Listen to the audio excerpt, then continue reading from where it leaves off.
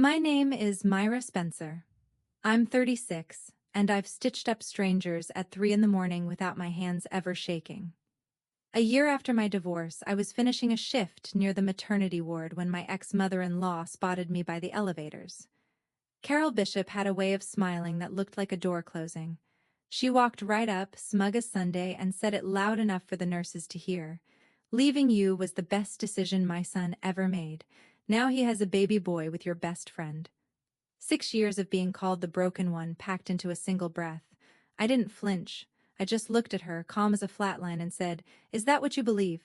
5 minutes later, a man neither she nor my best friend expected walked through that door. And the one name nobody wanted written down was about to be read out loud in a courtroom. Welcome back to Wow Revenge Stories, where calm women face loud cruelty and the truth takes its time, but it never misses. If a quiet kind of justice is your thing, settle in, drop a comment telling me where you're listening from, and be sure to subscribe. Let me back up 5 minutes because the smile came before the man did. It was a Thursday near the end of a 12-hour shift, and I was handing off a chart to a night nurse named Theo. The maternity wing sat one hallway over from the emergency department where I worked, and I'd cut through it 100 times without thinking. Carol was there visiting. Of course she was.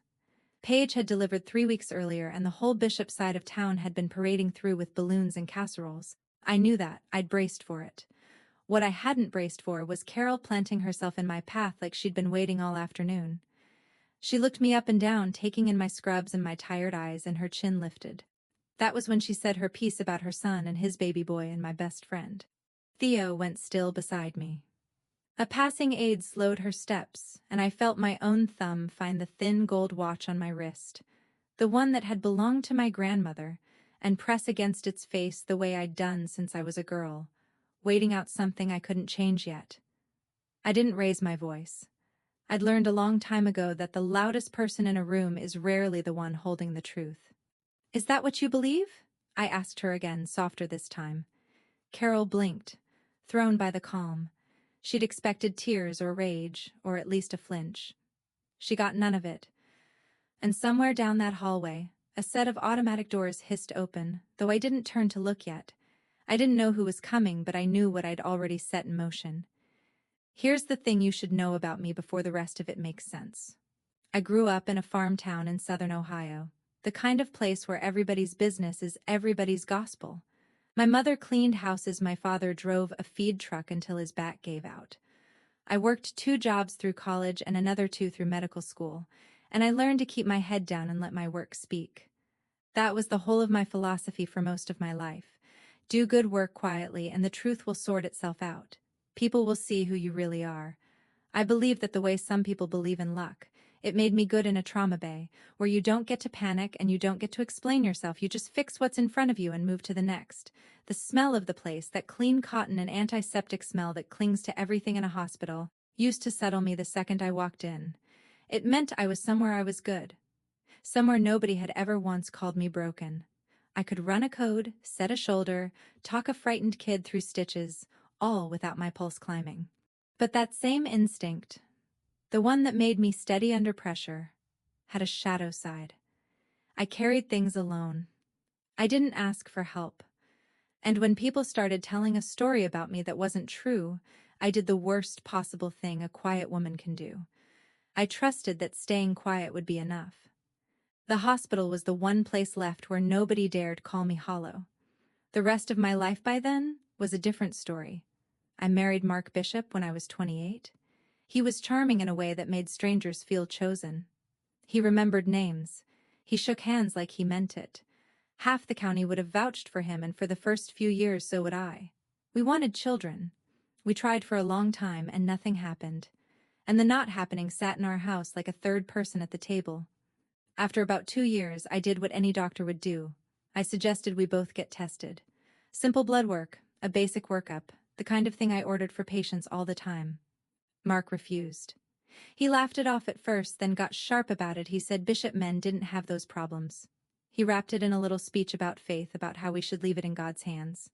I pushed once, I pushed twice. And then I let it go.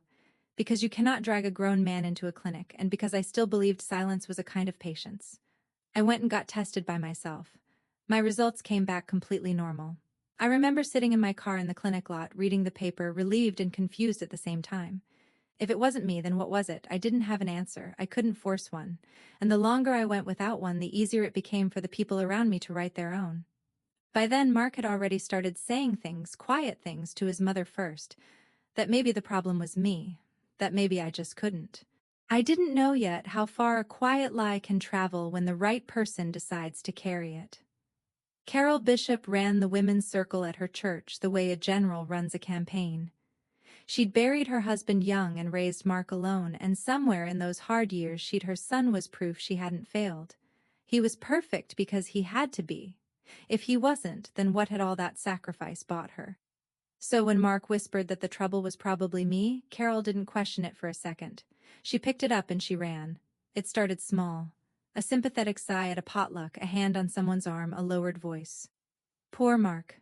He wanted children so badly. Then it grew teeth. At a church supper that fall, she introduced me to a visiting pastor's wife with a look of practiced pity.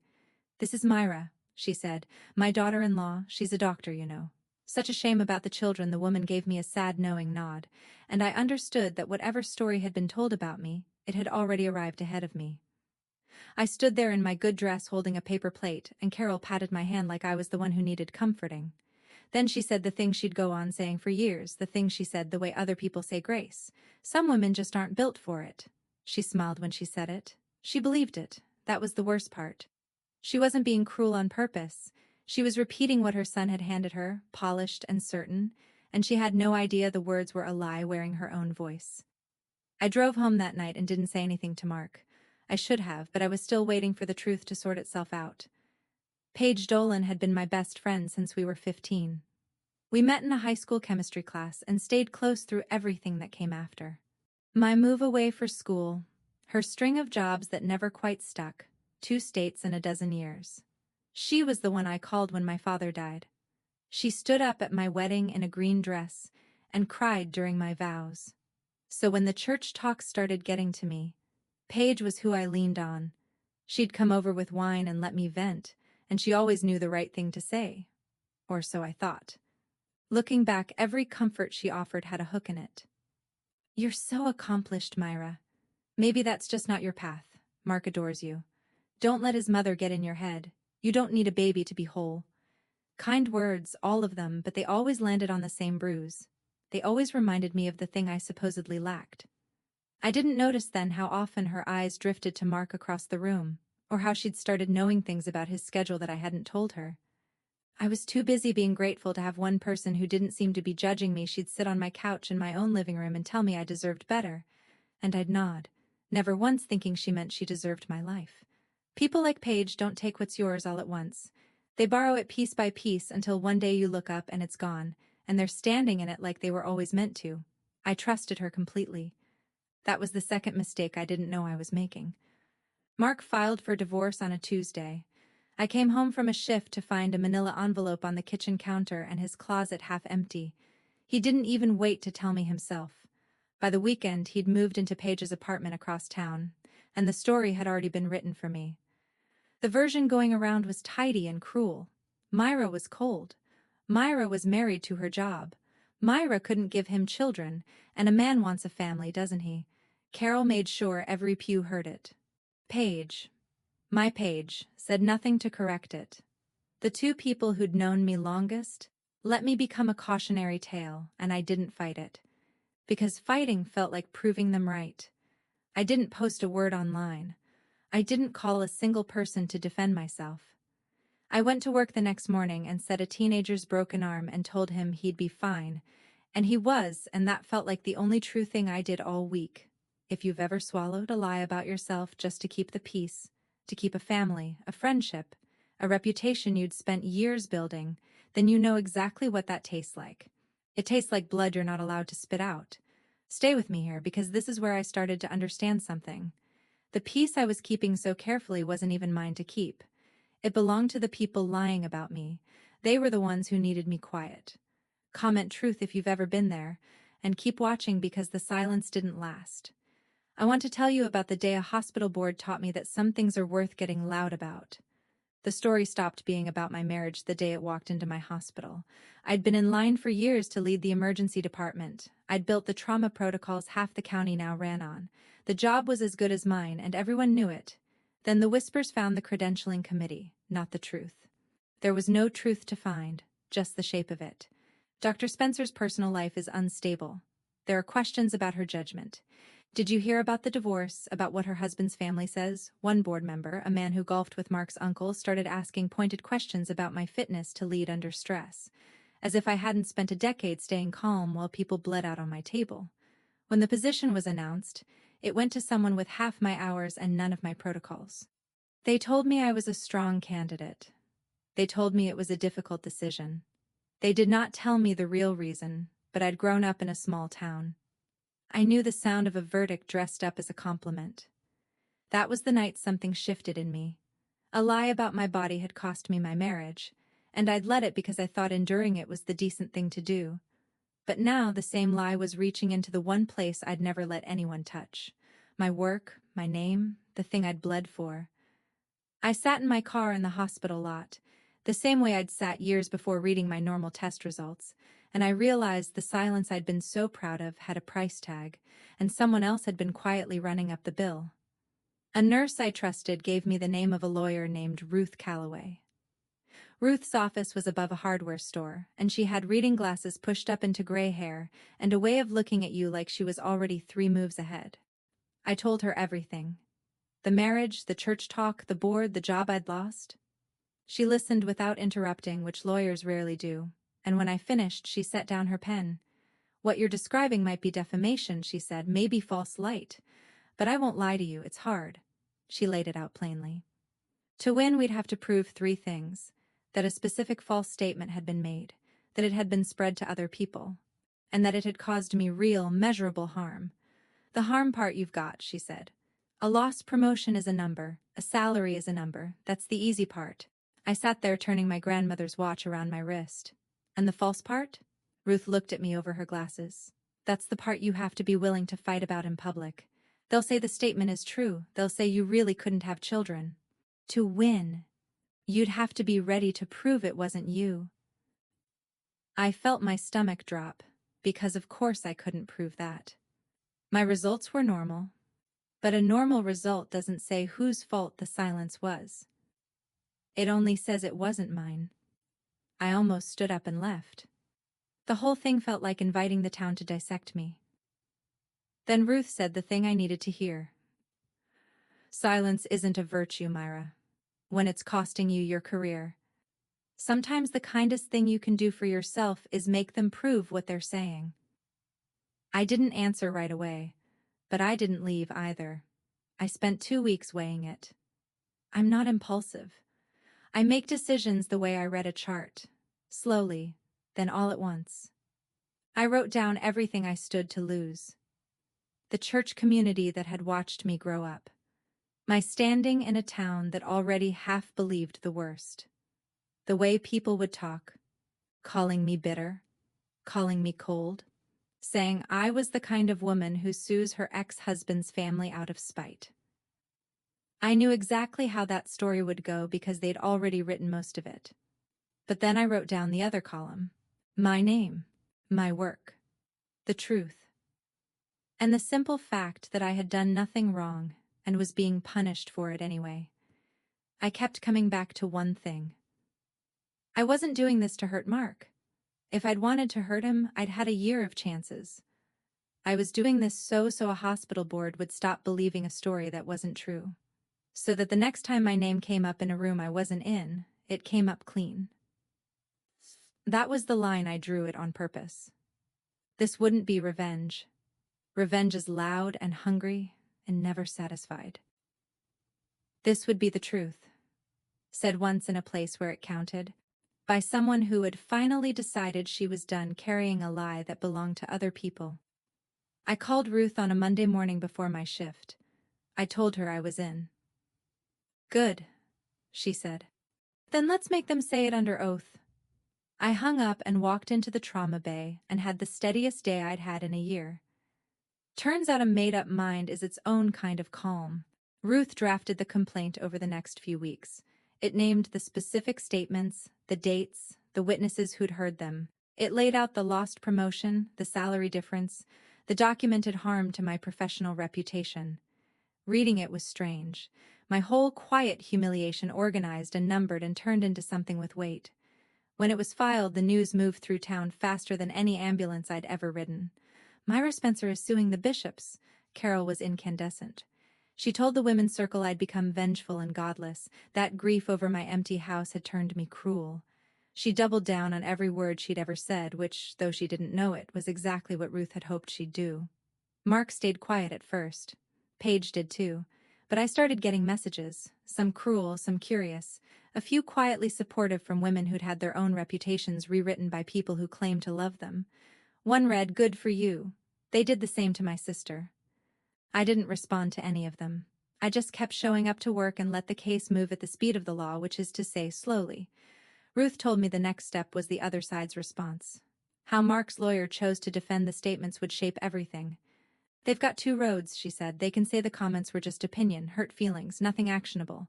That road's annoying but survivable for them. She tapped her pen on the desk. Or they can plant their flag and say the statements were true, that you really were the reason. That road is the one I'm praying they take. I asked her why. She smiled like a woman who already knew the answer. Because then they have to prove it. And to prove it, they have to open a door. They took the second road. Of course they did. Mark's lawyer filed a response that planted the flag exactly where Ruth had hoped. Their defense, in plain English, was that the statements about me weren't defamation at all because they were true. I really had been the reason the marriage produced no children. The fault, they argued on paper, was medical, and it was mine. When Ruth called to tell me, I could hear something close to delight under her steady voice. They just said the magic words, she told me. Truth is a defense. But here's what they didn't think through. She let it sit a beat. To prove the statement is true, to prove you were the infertile one, they'd have to put both of your medical pictures in front of a court. Now I won't oversell it. Records are about as private as records get, and no judge hands them over lightly. We'd still have to convince the court it's relevant and narrow, but they just argued, under oath, that the cause was definitely you. They can't make that claim and then refuse to let anyone look at him. That's the crack. It's not a door swinging open, it's a crack. I can work with a crack. I sat down slowly at my kitchen table. Meaning, Ruth said. They just put Mark's own fertility in play. He spent years hiding behind it with her. By swearing to it in court, he may have handed us the reason to finally ask about him. No promises. But it's the best opening we've had. For 6 years, I'd been the one whose body was up for discussion at potlucks and prayer circles. And in trying to make that official, in trying to win by saying it loud in court, the bishops had done the one thing none of them had ever been willing to do. They'd opened the door to looking at Mark. I thought about him refusing the tests all those years ago. The sharp little speeches. The way the subject had always slammed shut whenever it turned toward him. I didn't say anything to Ruth yet, but a thread I'd buried a long time ago had just twitched, and I felt it move. That night I couldn't sleep, so I did what I always do when something won't sit right. I went back through the timeline in my head, slow and careful, like reading an old chart for the thing you missed the first time. And there it was, 7 years back. A morning early in the marriage when Mark had driven up to the city alone for what he called a routine physical. He'd been gone all day. He came home different, quiet in a way that wasn't like him, short with me over nothing, and he'd poured himself a drink before dinner, which he never did on a weekday. I'd asked if everything was okay. He'd said the doctor was a quack, and the whole trip was a waste, and he changed the subject so hard it left a mark. And here was the part that kept me staring at the ceiling. After that day, he never mentioned getting tested again. Not once before the city he'd at least pretended to take the question seriously. After it, the subject was simply closed, and somewhere in that same stretch of weeks, the first whispers about me began. I'd filed it away at the time as a man being moody about a wasted afternoon. I hadn't connected it to anything because I hadn't been looking for a lie. You don't audit the people you love. But now, with Ruth's words still in my ears, that quiet day in the city looked less like a wasted trip, and more like the moment something got decided. I didn't have proof. I want to be clear about that. I had a memory and a bad feeling, which is nothing in a courtroom. But it was enough to tell Ruth where to point. And the next morning, that's exactly what I did. Ruth listened to my story about the trip to the city without writing anything down, which I'd learned meant she was paying close attention. When I finished, she was quiet for a moment. On its own, that's nothing, she said. A memory of a bad mood, but it's a reason to ask the right question. She explained what came next. Because the other side had put my fertility at issue, and because they'd argued the cause was definitely me and not him, Ruth could ask the court to compel the production of Mark's own relevant medical records. If he wants to claim it was you, she said, the law lets me ask to see whether it was him. That's how this works. You can't open a door halfway. She filed the motion the following week. Mark's lawyer fought it hard, and I understood then that I'd touched something real because nobody fights that hard over nothing. They argued privacy, they argued relevance, they argued anything that might keep that one folder closed. The hearing got scheduled, and I had to sit with the not knowing, which for a person like me is its own special torture. I'm used to ordering a test and getting an answer. This was different. This was asking a judge for permission to even look. I went back to my shifts and set bones and read scans and tried not to think about a folder I'd never seen sitting in some city clinic's archive that might say everything or might say nothing. Ruth told me to be patient. Courts move slow on purpose, she said. It gives the truth time to stop being scary. I wasn't scared of the truth. I'd never been scared of the truth. I was scared they'd find a way to keep me from it. Before the judge would rule on the motion, Ruth needed me to sign a verified complaint, a sworn version of everything, each statement, each date, each witness attested to under penalty of perjury. She set it on the desk between us, a thick stack with little colored tabs marking every place my name went. Read all of it, she said. Then sign only what you know is true. So I read it, every line. The potluck, the pastor's wife, the exact words Carol said at the church supper, the ones about how some women just aren't built for it, the board meeting, the salary I lost. Reading my own quiet years laid out in numbered paragraphs did something to me. It made the lie look as flimsy as it actually was.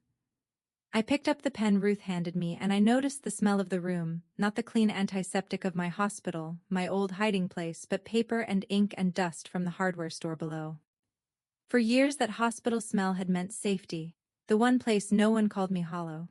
Now here I was, somewhere else entirely, somewhere I'd had to walk out into the open to reach, and I wasn't hiding anymore. I pressed the pen to the line. The thin gold watch slid cool against my wrist as I wrote, and I thought of my grandmother who used to say that patience isn't waiting, it's knowing the right moment when it comes. This was the moment. My signature went down clean and certain, the steadiest thing I'd signed in a year.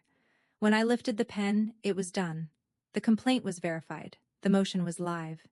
Whatever was in that folder in the city, the machine to find it was now running. And I was the one who'd started it.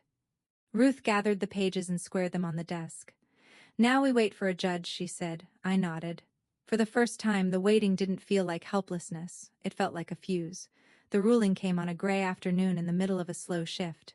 Ruth called and I stepped into the supply closet to take it, surrounded by gauze and saline, my heart doing the thing it never did at work. The judge granted it, she said. With limits, but she granted it. She walked me through it carefully, the way she walked me through everything. Because the defense had affirmatively claimed the infertility was mine, the court found that Mark's own relevant fertility records had become, in the judge's words, presumptively discoverable. Not automatically public, not a free-for-all. The records would be produced under a protective order, reviewed first by the lawyers and the court, used only as the case required. It's not a guarantee of anything, Ruth said, ever careful. We don't know what's in the file, maybe there's nothing, but they can't keep it shut anymore. I stood in that closet and let out a breath I felt like I'd been holding for 7 years. Across town, I later learned the news landed very differently. Mark's lawyer reportedly asked for a private meeting the same day. Carol called Ruth's office twice and was told politely that the attorney couldn't speak with her. and for the first time, the people who'd spent years deciding what was true about my body went a little pale at the thought of a court deciding what was true about Mark's. I didn't celebrate, I want you to understand that. I didn't text anyone, didn't smile to myself in the mirror. I finished my shift, charted my patients, and drove back to my apartment alone, but that night I slept the whole way through for the first time in months because I knew the folder was coming. And I knew that folders, unlike people, don't know how to lie. The first sign that something was wrong on their end didn't come from Mark or Carol. It came from Paige. She texted me out of nowhere after a year of silence. Please don't do this. Think about the baby. I read it 3 times. We hadn't spoken since the divorce. She'd taken my husband in my life and never once reached out. And now suddenly she was begging me to stop a lawsuit that, on its face, had nothing to do with her. That was the part that snagged. The suit was between me and Mark and Carol. It was about words said about my body, about a job I lost. Why would Paige, who'd supposedly won everything, be frightened of it? Why would a woman holding the baby and the husband in the house be texting her ex-best friend at midnight asking her not to dig? People who beg you to stop digging usually know what's in the ground. I'd learned that the hard way over the past year. I didn't answer her. I just sat with the question, turning it over, feeling the shape of something I couldn't see yet. Here's what I'd figured out by then, and what I want you to hear if you've ever been the calm one in a storm. The people most afraid of the truth are rarely the ones it's supposed to land on. I wasn't angry at Paige. I was curious. Bone-deep, wide-awake curious. If a quiet woman finding her spine is your kind of story, hit subscribe so the next part finds you. And tell me in the comments where you would have stopped, because I almost did. Twice. But Paige's text didn't make me want to stop. It made me want to keep going. A frightened person had just told me, without meaning to, that there was more in the ground than I knew. The folder came 8 days later. I want to be precise about how because it matters. I did not see it first, I couldn't have and I wouldn't have. I'm a doctor and there are records I have no right to touch. Not my ex-husband's, not anyone's. That's the law and it's a good one. The records went to Ruth through the proper channel under the protective order the judge had set. She read them with the other side's lawyer present, the way it's supposed to work. Then she called me and asked me to come to her office, which she'd never done before. I knew before I sat down. She had the careful face people get when they're about to hand you something heavy. 7 years ago, she said, Mark went to a clinic in the city, the one you remembered. She slid a single sheet toward me, just the line that mattered, the rest blacked out under the court seal. The diagnosis was a word I'd written on charts 100 times. Azoospermia. No measurable sperm. Mark had been told in plain clinical language that he could not father a biological child. 7 years ago, the same week he came home moody and changed and quietly closed the subject forever. The same stretch of weeks the whispers about me began. I sat very still. Ruth watched me the way you watch a patient after you've told them the scan results. I didn't cry, and I didn't shout. I just felt something enormous and quiet rearrange itself inside me like a bone going back into joint. For 6 years I had been the broken one, the barren one, the shame of the Bishop family, and the man who'd let an entire town believe that had known the whole time that the empty house was his. I drove home with that single sheet of paper folded in my bag, and I didn't turn on the radio. I expected to feel triumphant. I'd braced for that, even worried about it, because I didn't want to become a person who's happy about someone else's ruin. But triumph never came. What came instead was something stranger and sadder. Grief, almost. 6 years of my life had been spent absorbing a wound that was never mine. Every pitying look at church, every "some women just aren't built for it." Every night I'd lay awake wondering what was wrong with me, what I'd failed to give, why my body had supposedly betrayed the marriage. All of it had been a story Mark wrote to cover a truth he couldn't face about himself. He'd handed his shame to me and let me wear it in public for years, and his mother had pinned it on with both hands. I sat in my car in the lot outside my apartment, the way I always seem to end up sitting in cars at the turning points of my life, and I said something out loud to nobody. The same thing I'd said to Carol in that hospital hallway. Is that what you believe? Only now I understood what I'd been asking all along. I'd asked it of a woman so certain I was broken, and the answer, the real answer, had been sitting in a sealed folder in a city an hour away the entire time. I wasn't broken. I never had been. The relief of that didn't arrive like fireworks. It arrived like a long exhale, like the first full breath after months of shallow ones. And underneath it, a new question was already rising, one I couldn't push back down. Here was the question, and I couldn't unask it once it formed. If Mark could not father a child 7 years ago, if the clinic was right, if the diagnosis held, then the baby boy Carol had bragged about in that hallway, the son Mark was parading through the maternity ward, the child he'd left me to go make with my best friend could not be his. The arithmetic was brutal if not quite simple. A man with that diagnosis almost never fathers a child the natural way. Not impossible in some rare cases, but vanishingly unlikely without treatment Mark had never sought. Which left a contradiction too big to ignore. Either the clinic had been catastrophically wrong, which happens but rarely, or the baby everyone in town believed was Mark Bishop's son had been fathered by someone else. I wasn't going to pretend I knew which, but I knew it was a question that needed a real answer, not a rumor, and suddenly Paige's midnight text made a horrible, perfect sense. Please don't do this. Think about the baby. She wasn't worried about my lawsuit hurting Mark's feelings. She was worried about what a courtroom full of medical records might force into the open. Because Paige knew something the rest of the town didn't. She knew whose baby it actually was. I want to be careful here about what I did and didn't do. Because it matters to me that I did this right. I did not go digging into the baby's records. I had no right to, and I wouldn't have. The child was innocent in all of this, and I have never once wished that child anything but well. What I had was a contradiction, sitting in plain sight, created entirely by the bishop's own defense. They'd sworn the infertility was mine. The records said it was Mark's, and a healthy baby boy across town said someone was lying about something much bigger than a marriage. I called Ruth. I think there's more in the ground, I told her. She didn't even pause. Then let's let the court find it, not us. The court.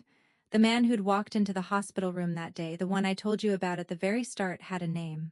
Daniel Reyes. I didn't know him, then I learned about him the way I learned everything in this story. Slowly, properly, through the channels that don't lie. It turned out that during the months Paige and Mark were getting together, while Mark was still telling the world his wife was the broken one, Paige had been involved with someone else, too. Daniel. A quiet man, by all accounts, who'd been led to believe the relationship was more than it was. When she chose Mark, Paige had cut Daniel off completely, blocked his number, never told him she was expecting, never breathed a word about a due date or a hospital. She'd gambled that he'd simply disappear, that he'd never connect the dots. But the timing hadn't sat right with him, and he kept asking quiet questions of the few people they'd both known. That very morning, one of them had let the hospital and the date slip. So he came. To see the child he suspected was his. And the moment he stepped through that door, the one person she'd been so sure would never find her. Paige's face drained of every drop of color. That's the picture I want you to hold. Carol, smug by the elevators, certain her son's perfect life had proven me worthless, and 5 steps behind her, walking into the maternity room, the living proof that the perfect life was built on the same kind of lie they'd buried me under for years. I didn't engineer that moment. I didn't even understand it when it happened. I just smiled at Carol and asked if that was really what she believed. And then a door opened, and a stranger walked through it. And a whole house of lies started quietly coming down without my lifting a hand. Daniel, it would turn out, had questions a court could answer. And in a town where everyone had been so sure they knew the truth about my body, the truth about everyone else's was about to get its day. Mark knew. That's the thing I keep coming back to. The thing that turns this from sad to unforgivable. He'd known for 7 years that he couldn't father a child. So when Paige got pregnant, he knew with absolute certainty that the baby wasn't his, and he took it anyway. He stood up in front of his mother and his church, and his whole small world, and let them believe he'd made a son. The son his barren first wife had failed to give him. He used a child that wasn't his to complete the story that had destroyed me. Think about the nerve of that. The cruelty isn't even the affair, or the lie about my body, though those are bad enough. It's that he looked at a baby he knew couldn't be his and saw, first and foremost, a prop, proof of his manhood. The final period at the end of the sentence he'd been writing about me for years. I tried, honestly, to find some sympathy for him. I'm not a hard person by nature, but every time I reached for it, I hit that same wall. He'd had 100 chances to tell the truth, and quietly let me go. Instead, he'd built a monument to a lie, and put a real child on top of it. When Ruth told me Mark's lawyer had gone quiet, no more motions, no more fight, just a request to discuss resolving the matter. I understood why. Mark wasn't afraid of losing the lawsuit anymore. He was afraid of what the lawsuit would say out loud in front of everyone about the son he'd been showing off. He'd spent 7 years controlling the story, and for the first time the story was about to get away from him completely. Carol came to see me before the hearing. She showed up at my apartment on a Sunday in her church clothes, and I almost didn't open the door. When I did, she looked older than I remembered. Smaller. She didn't apologize.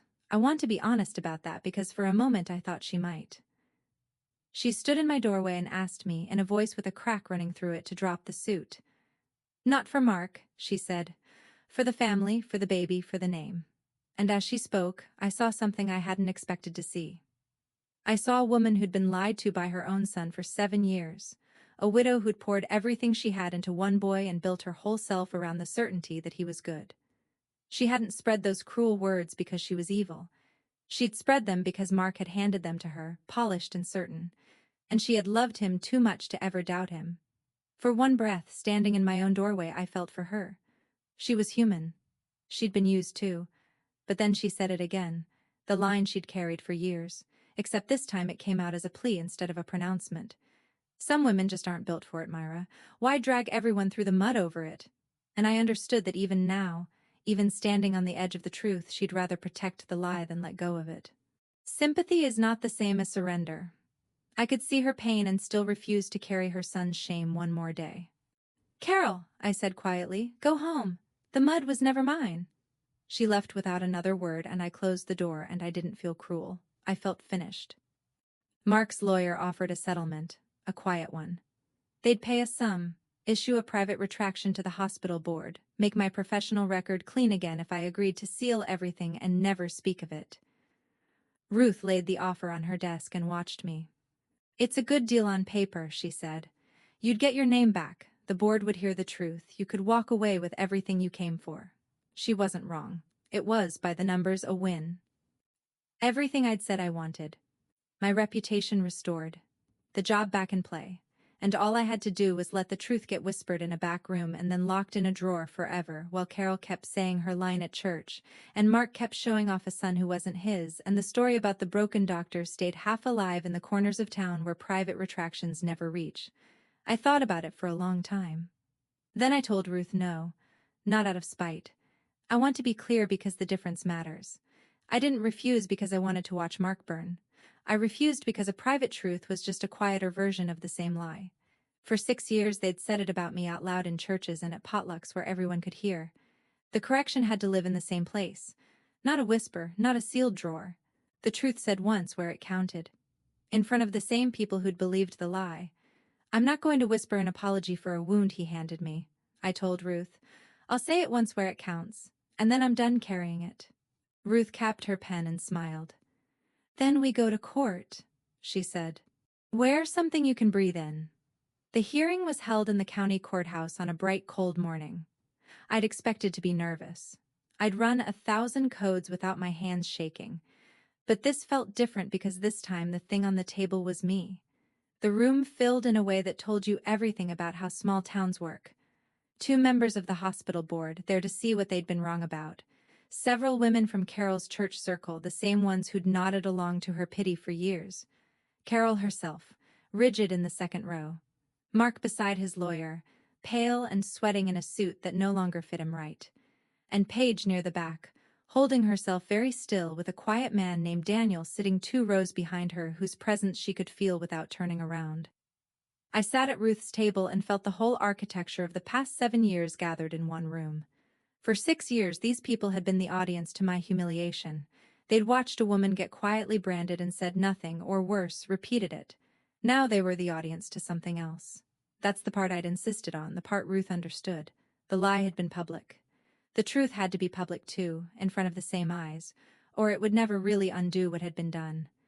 I wasn't there to scream, I decided that weeks ago. I was there to let the truth stand up in the light and be counted with witnesses, on the record, in the one kind of room where saying something false under oath has a cost. The judge took her seat.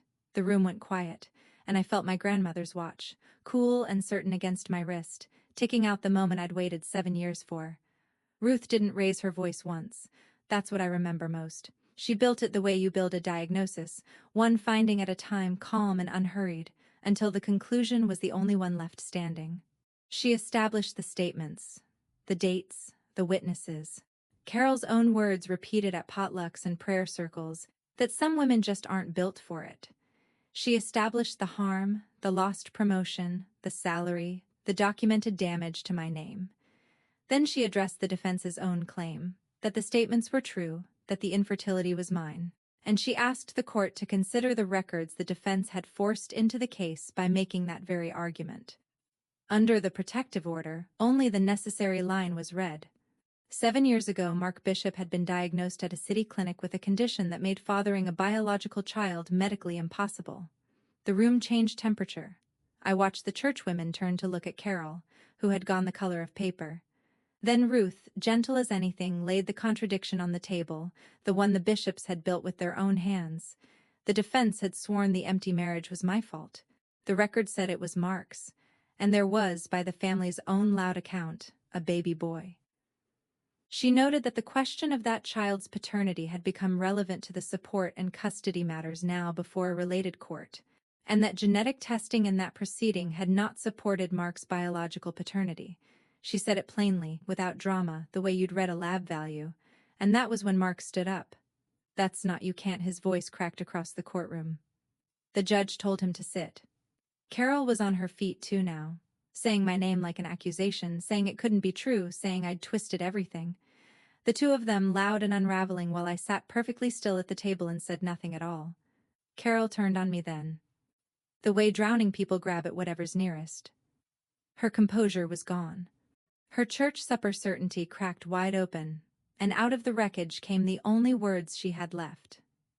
"Some women just aren't built for it," she cried, pointing a shaking finger across the room.